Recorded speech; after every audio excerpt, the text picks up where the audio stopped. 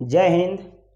आज हम लोग क्लास 10th का त्रिकोणमिति के बारे में समझते हैं, क्योंकि क्लास 10th का बोर्ड एग्जाम में त्रिकोणमिति से रिलेटेड बहुत सारे क्वेश्चन को पूछा जाता है। तो चलिए आज हम लोग शुरू करते हैं त्रिकोणमिति। वीडियो के लास्ट तक बने रहें, तब आपको अच्छी तरीक़ा से समझ में आएगा त्रिकोणमिति के बारे में। एक भी क्वेश्चन नहीं छूटेगा त्रिकोणमिति से। चलिए हम लोग शुरू करते हैं। देखिए, त्रिकोणमिति जो है बाबू, त्रिकोणमिति जो है 3 वर्ड से मिलकर बनता है। एक होता है त्रि, दूसरा होता है कोण और तीसरा होता है मिति। समझे कि नहीं? त्रिकोण मिति। त्रि मतलब होता है 3, कोण कोण मतलब एंगल। जैसे दो रेखा जब आपस में प्रतिच्छेद करता है तो जो झुकाव उत्पन्न होती है उसी को कोण कहते हैं, इंग्लिश में एंगल कहते हैं। तो 3 कोण और मिति मतलब होता है मापना। मिति के मतलब होता है क्या? मापना। जैसे आप लोग पढ़े होंगे कि त्रिभुज का परिमाप, चाहे कहिए परिमिति, तो परिमाप कहिए या मिति कहिए, एक ही बात है। तो इस प्रकार से हम लोग समझ रहे हैं कि त्रिकोणमिति जो है 3 वर्ड से मिलकर बनती है। त्रिकोणमिति माने 3 कोण को मापने वाला। तो 3 कोण वाला तो त्रिभुज होता है, और त्रिकोणमिति में हमेशा समकोण त्रिभुज का इस्तेमाल किया जाता है। हमेशा जो है त्रिकोणमिति में समकोण त्रिभुज, राइट एंगल ट्रायंगल का प्रयोग किया जाता है। समझे? समकोण त्रिभुज देखिए इसको कहा जाता है, ध्यान से देखिएगा। ये आपका समकोण त्रिभुज है, इसी को समकोण त्रिभुज कहा जाता है।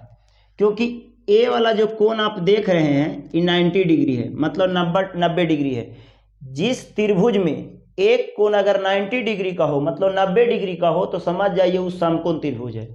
और 90 डिग्री के सामने वाला जो भुजा होगा, काहे कि त्रिभुज में 3 कोण होता है। जैसे एक कोण हुआ, 2 कोण, 3 कोण। तो त्रिभुज के 3 कोण होता है और 3 गो भुजा भी होता है। त्रिभुज के 3 कोण, 3 भुजा, 3 शीर्ष। समझे कि नहीं? भुजा कहा जाता है, जैसे देखिए ए वाला आपका है, ये भुजा है, ई आपका भुजा है, आई वाला आपका भुजा है। इंग्लिश में इसको साइड कहते हैं। समझे कि नहीं? आई वाला आपको कोण है, एक कोण यहाँ है, एक कोण यहाँ है। तो त्रिभुज में 3 कोण है, 1 2 3, 3 भुजा है, 1 भुजा, 2 भुजा, 3 भुजा। समझे कि नहीं? और 3 शीर्ष है। शीर्ष कहा जाता है जैसे 1 शीर्ष, 2 शीर्ष और 3 शीर्ष। तो इसको मान लेते हैं हम ए, यहाँ बी और यहाँ सी। तो समकोण त्रिभुज में जो 90 डिग्री का कोण रहता है, तो 90 डिग्री के सामने वाला जो भुजा होता है ना, उसको हम लोग कर्ण कहते हैं। समकोण त्रिभुज में जो 90 डिग्री के सामने वाला भुजा रहता है वो कर्ण रहता है। सबसे पहली बात है, त्रिकोणमिति को समझने के लिए समकोण त्रिभुज को समझना बहुत जरूरी है। क्योंकि जब तक समकोण त्रिभुज को आप नहीं समझिएगा, त्रिकोणमिति समझ ही नहीं आएगा। समझे कि नहीं? समकोण त्रिभुज में जो सामने 90 डिग्री के सामने वाला जो भुजा होता है उसे कर्ण कहते हैं। रहा बात, इसमें एक होता है लंब और एक होता है आधार। समझे कि नहीं? और एक होता है कर्ण। तो कर्ण तो हम लोग पहचान लेंगे कि जो 90 डिग्री के सामने रहेगा वो कर्ण रहेगा, ये फिक्स है। लेकिन रहा बात लंब और आधार का पहचानने का, तो लंब और आधार जो है से बदलते रहता है, जल्दी पहचानता नहीं है। क्योंकि ये एंगल के हिसाब से पता चलेगा हम लोग को, एंगल के हिसाब से। अगर आपको क्वेश्चन जैसे साइन ए बराबर दिया हुआ है, ए दिया हुआ है, जैसे यहाँ पे ए दिया रहेगा, समझे कि नहीं? तो आपका जो लंब होगा ए के सामने वाला, मतलब ए के सामने वाला जो होगा वो लंब होगा, मान लिया BC। लेकिन अगर यही साइन सी दे दिया जाए और आपसे पूछा जाए कि लंब कौन है, तो आप जो है से सी के सामने वाला को लंब बोलिएगा, इसको बोलिएगा। समझे? किसी भी एंगल में चाहे जो भी दिया हुआ हो, जैसे अगर tan ए दिया रहे तो ए के सामने वाला लंब होगा। अगर tan सी दिया हुआ है तो सी के सामने वाला लंब होगा। अब सिर्फ आप लंब को अगर पहचान लेते हैं तो आधार आप खुद ही पहचान लीजिएगा। क्योंकि त्रिभुज में 3 भुजा होता है। आई तो फिक्स है कि कर्ण यही होता है जो सबसे 90 डिग्री के सामने जो होता है और जो सबसे लंबा दिखाई देता है, जो सबसे बड़ा होता है, वो कर्ण है, जिसको हम लोग H द्वारा जो है सूचित करते हैं। समझे कि नहीं? और रहा बात की लंब और आधार में, लंब कौन होता है, आधार कौन होता है, तो जो यहाँ पे एंगल दिया हुआ रहेगा, जो भी एंगल दिया हुआ रहेगा उसके सामने वाला लंब है। जैसे एंगल दिया हुआ है उसके सामने, माने लंब, जो लंब है सामने वाला वही लंब कहलाता है, समझे कि नहीं। जैसे, और हाँ इसमें एक दो गो फार्मूला भी है, इसको याद करके हमको रखना होगा। जैसे मान लिया जाए कि हम एंगल ए वाला ले लेते हैं, ये थीटा है, मान लिया जाए ई वाला एंगल है थीटा, तो थीटा के सामने वाला ई का हो जाएगा, लंब हो जाएगा। थीटा के सामने वाला ई लंब हो जाएगा, जिसको हम लोग पी द्वारा सूचित करते हैं। तो ये कर्ण हो गया, ये लंब हो गया, तब बाकी बचा जो क्या हो जाएगा, आधार हो जाएगा हम लोग का, आधार, जिसको बी द्वारा सूचित करते हैं, समझे। तब पाइथागोरस फार्मूला एक है, सूत्र है, उसी हिसाब से हम लोग चल देंगे। सूत्र होता है कि कर्ण स्क्वायर बराबर लंब स्क्वायर प्लस आधार स्क्वायर। इसको याद करने की जरूरत नहीं है, बस ये जान जाइए कि कर्ण जो है सबसे लंबा होता है, सबसे बड़ा है। अगर सबसे बड़का को निकालना है तो ये दोनों छोटकन को स्क्वायर करके जोड़ देना होगा। अगर बड़ा आदमी, देखिए बात समझिए, याद करने का समझ ट्रिक्स क्या है कि अगर बड़ा आदमी को हम लोग को पटकना है तो दो गो छोटा छोटा आदमी को एकजुट होना होगा, जुड़ना होगा, मैंने मिलना होगा, समझे कि नहीं। तो कर्ण जो है बड़ा है, और इसको अगर निकालना है तो दोनों लंब और आधार दोनों का स्क्वायर करके और जोड़ देना होगा। अगर आपको लंब निकालना रहेगा, मतलब छोटका में से कोई एगो निकालना होगा, लंब स्क्वायर निकालना है, तो बड़का जो आप देख रहे हैं कर्ण स्क्वायर, उसको हमसे घटा देना होगा काची, आधार को। अब अगर आधार निकालना होगा, जब आधार निकालने की बारी आएगा तो आप कर्ण में से घटा दीजिएगा किसको, लंब को, समझे कि नहीं, लंब स्क्वायर को। इसी फार्मूला को बहुत तरीका से कर दिया जाता है। अगर यहाँ पे स्क्वायर हटा दीजिएगा, आप स्क्वायर हटा दीजिएगा, खाली कर्ण लिखिएगा, तो जब यहाँ पे स्क्वायर हटता है ना तो इधर रूट चढ़ जाता है, ऐसे रूट हो जाता है, लंब स्क्वायर प्लस आधार स्क्वायर।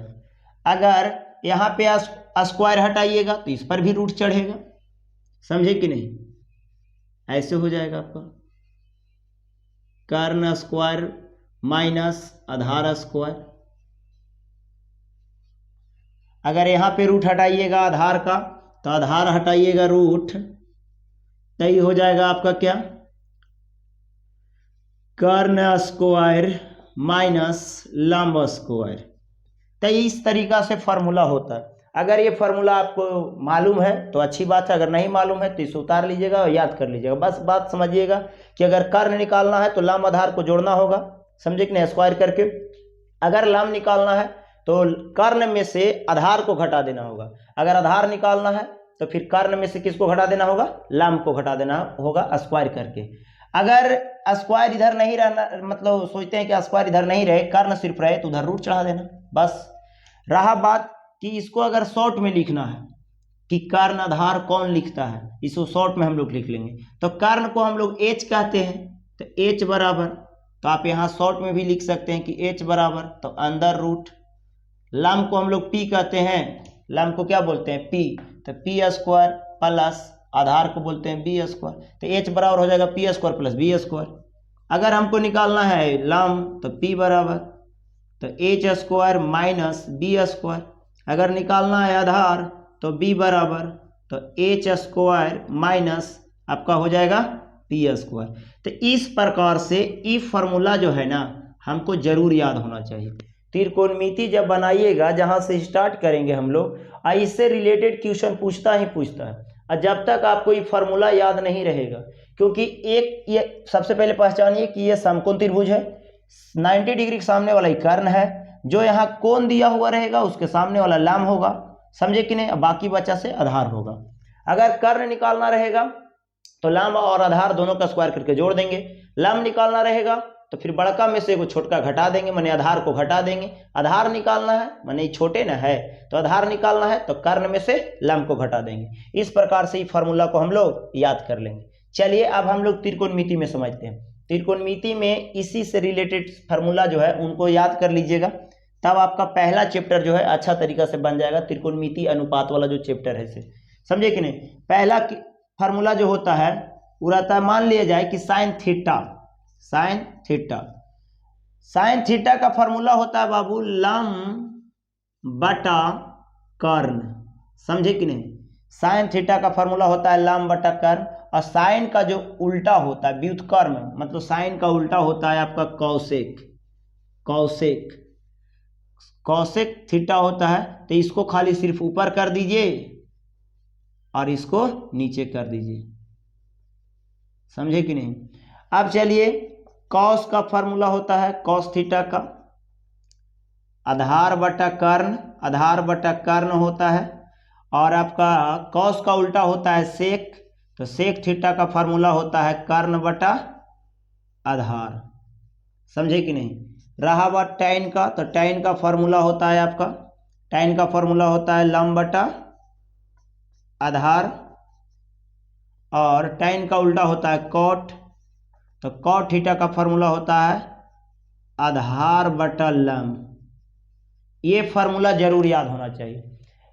साइन का फार्मूला होता है लंब बटा कर्ण, लंब बटा कर्ण, और इसका उल्टा होता है कौसेक। बस उल्टा याद रखिए कि साइन का उल्टा कौसेक, कॉस का उल्टा सेक, टैन का उल्टा कॉट। ये तीन फार्मूला अगर याद है तो फिर इसी को उलट दीजिएगा तो उसका भी फार्मूला याद हो जाएगा। जैसे साइन थीटा का फार्मूला लंब बटा कर्ण, कौसेक का कर्ण बटा लंब, कॉस का थीटा का फार्मूला हो गया आधार बटा कर्ण, तो सेक थीटा का फार्मूला कर्ण बटा आधार, टैन थीटा का फार्मूला हो गया लंब बटा आधार, तो कॉट का हो गया आधार बटा लंब। इसको अगर मान लिया जाए कि P और H इस सब में लिखना है तो आप आराम से लिख सकते हो। लंब को P बोला जाता है तो आप ऐसे लिख सकते हैं कि P बटा H, इसको लिख सकते हैं आप H बटा P। तो जैसे भी याद रखना है याद करिए, समझे कि नहीं। आप अगर P H में भी याद करते हैं तो याद कर लीजिए, इसी को आप समझ जाइए कि जहाँ लंब रहेगा वहाँ P लिखिए, जहाँ कर्ण है वहाँ H लिखिए, जहाँ आधार है तो वहाँ B लिखिए, समझे कि नहीं। चलिए इसके बाद में हम लोग थोड़ा सा देख लेते हैं और फार्मूला। अगर साइन थीटा और कॉसेक थीटा दोनों एक दूसरे को माने कन्वर्जन माने उल्टा है, व्युत्क्रम है, तो साइन थीटा इंटू अगर कॉसेक थीटा रहे ना तो उसका फार्मूला 1 होता है, sine theta into cosec theta बराबर 1 होता है। अगर हम देखिए साइन थीटा और कॉसेक थीटा अगर यहाँ गुना में है, इंटू में है, तो यहाँ पर 1 होता है। अगर हम साइन थीटा को यहीं रखेंगे तो कॉसेक थीटा बटा के नीचे चल जाएगा, समझे कि नहीं। ऐसे कॉसेक थीटा आप लोग देखे होंगे, मैथ बनाते होंगे तो 4x अगर यहाँ 16 है तो हम लोग क्या करते हैं, इसीलिए लिख करके x बराबर करते हैं तो ये 4 नीचे चल जाता है, 16 बटा इसे 4 जाता है। वही बात यहाँ भी है, साइन को हम यहीं रखे तो ये जो गुना में था से चल गया बराबर को पटी जाएगा तो भागा में, समझे। और बाद में अगर हम कॉसेक को यहीं रख लेंगे, कॉसेक थीटा को यहीं रखेंगे, देखिए साइन को हम यहाँ रखें तो कॉसेक चल गया बटा के नीचे, अगर कॉसेक को हम यहाँ रखेंगे तो ये साइन चल जाएगा बटा के नीचे, समझे कि नहीं। अगर कहीं पे आप मैथ बना रहे हैं और वहां पर ही आपको ऐसे मिल जाए कॉसेक थीटा, तो आप दिमाग लगाइएगा कि 1 बटा कॉसेक थीटा जो है 1 बटा कॉसेक थीटा साइन का फॉर्मूला, तो आप उसके जगह पर साइन थीटा लिख सकते हैं जब मैथ बनाइएगा तब, समझे कि नहीं। अगर कहीं पे आपका नजर आ जाए 1 माइनस साइन थीटा, तो उस जगह पे आप ऐसे करके कॉसेक थीटा लिख सकते हैं क्योंकि फार्मूला होता है, समझे कि नहीं। अगर कहीं पे नजर आ जाए sine theta into cosec theta, तो वहां पर आप 1 लिख सकते हैं क्योंकि फार्मूला होता है, समझे कि नहीं। तो इस प्रकार से ये तीनों फार्मूला याद रखिएगा, एक वो मात्र ई वाला याद रखिएगा, ये सब अपने से याद हो जाएगा, समझे कि ना। मैथ बनाते बनाते सारे फार्मूला हम लोग याद हो जाएगा। चलिए दूसरा देख लेते हैं कि cos theta into sec theta. देखिए कॉस थीटा का उल्टा है सेक थीटा, तो कॉस थीटा और सेक थीटा दोनों अगर इंटू में रहेगा तो बराबर 1 होता है। अब अगर हम कॉस थीटा को यहीं लिख लेंगे ऐसे कॉस थीटा, तो ये सेक थीटा कहाँ जाएगा, बटा के नीचे, समझे कि नहीं। अगर हम सेक थीटा यहीं पे रख लेते हैं तो ये कॉस थीटा कहाँ जाएगा, बटा के नीचे जाएगा। तो इस प्रकार से 3 3 6 हो गया। अब हम लोग टैन वाला देखते हैं, टैन का उल्टा कॉट है, तो यहाँ देखेंगे tan theta into cot theta, तो फार्मूला क्या होता है 1 होता है ना। और टैन थीटा को अगर हम यहीं रख लेंगे यहीं पे, तो कॉट थीटा बटा के नीचे चल जाएगा। अब अगर हम कॉट थीटा को यहीं रख लेंगे तो टैन थीटा बटा के नीचे चल जाएगा। तो इस प्रकार से आप देख लीजिए 3 6 3 9, मतलब एक फार्मूला याद करिए, 2 गो फ्री लेके जाइए साथे, मतलब एक फार्मूला याद रहेगा तो 2 गो ऐसे ही याद हो जाएगा। समझ रहे कि नहीं बात को? यहाँ पे अगर एक फार्मूला याद है तो 2 गो ऐसे ही याद हो जाएगा। एक और फार्मूला हम लोग याद रखते हैं, जैसे देखिए अगर tan थीटा बराबर फार्मूला होता है ऐसे, एक sin थीटा बटा cos थीटा। tan थीटा का फार्मूला होता है sin थीटा बटा cos थीटा। समझ रहे हैं बात को? तो इसी प्रकार से अगर tan का उल्टा क्या होता है, cot, tan का उल्टा होता है cot, तो हम लोग चलिए cot थीटा का अगर कोई फार्मूला पूछ दे तो तुरंत दिमाग लगाएंगे कि अरे tan का उल्टा cot होता है, तो इसको उलट दो, ऊपर कर दो या नीचे कर दो,